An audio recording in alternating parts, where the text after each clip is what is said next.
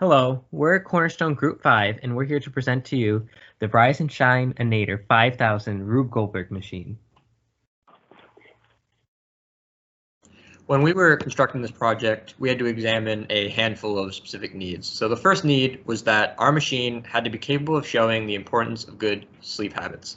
To do this, we used themed components, stages, and triggers. The next need was that it had to wake up the end user, which in this case was me in my bed. To do this, we used physical stimuli by releasing an object from a pulley onto me. The next need was that it had to use Arduino components and virtual triggers. In our case, the virtual triggers we used were photoresistor signals that were set off by using changes in MS Paint documents on their colors on screen.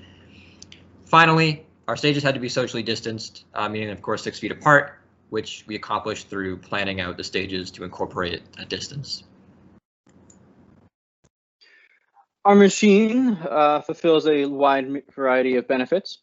It raises increased awareness of the importance of maintaining a good sleep schedule. It serves as sufficient entertainment for the audience, and it functionally wakes up the user and demonstrates various useful and applicable methods for waking up in the morning. When building this machine, we had a couple of things that we had in mind. We wanted all of our stages to all build up towards the end rather than being in a row. So we all tried to incorporate different aspects of waking up into the individual stages like sound, light, and touch. All of these are used in the overall attempt to wake Nico up, and they fit into our theme of morning and sleep. Furthermore, we used things like humor and very unique components to make a very entertaining Rube Goldberg machine, which we hope will be more than entertaining for anyone who comes across it.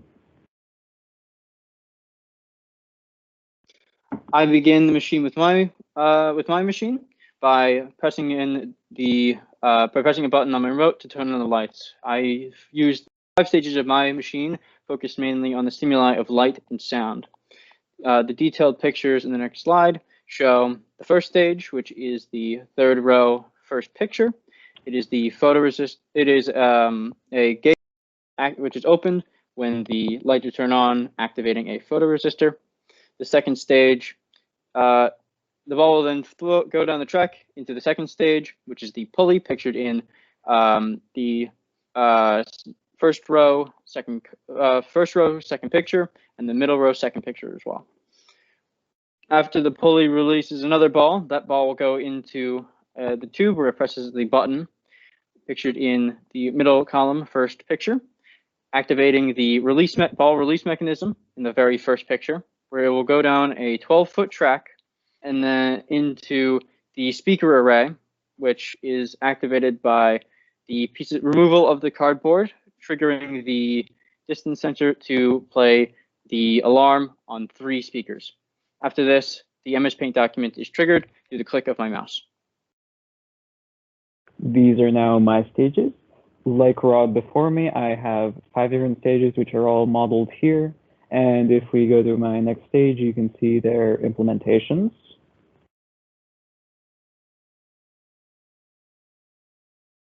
In the top left, we have my first stage where a visual signal via the laptop would be received by Rob, and that will activate a photoresistor and turn on a motor. Going to the second stage in the top middle, you can see that that motor would tug on a string, flipping a light switch, which turns on a hot iron, which heats up and makes contact with a temperature sensor, and that sends a signal to third stage in the bottom left, where a servo motor would tug open a container full of marbles with the help of a mousetrap, and that releases them all onto a water wheel, which can wind up a string. And that string will release a hammer onto the power button of an electric screwdriver, which will then pull on a shade, opening it up and letting in light. And that light goes to the final stage in the middle right, where a photoresistor sends a signal to a servo motor, which presses a button on my laptop, sending a signal to Nick's machine. This is the SolidWorks design of my stages, as well as the AutoCAD representation of how they're laid out within my house. If we go to the next slide, you can see their implementations. So in the top middle, you can see the first stage with after the hairdryer will be turned on by once it receives a signal from the laptop by a ball falling onto a power strip. The hairdryer blows over the bottles to create pop bottle music, and then after that the ball will roll down the ramp to the next xylophone stage in the upper right. Once the ball rolls down, a flip will be released and the ball will roll down the ramp, hitting each xylophone key. That'll continue on to the third stage, the piano ramp, where a lacrosse ball will be released down a ramp and hit smaller balls through slits onto the piano keys. It will then travel down into my basement to the speaker stage, where a book will fall on a button that triggers a speaker to play a sound.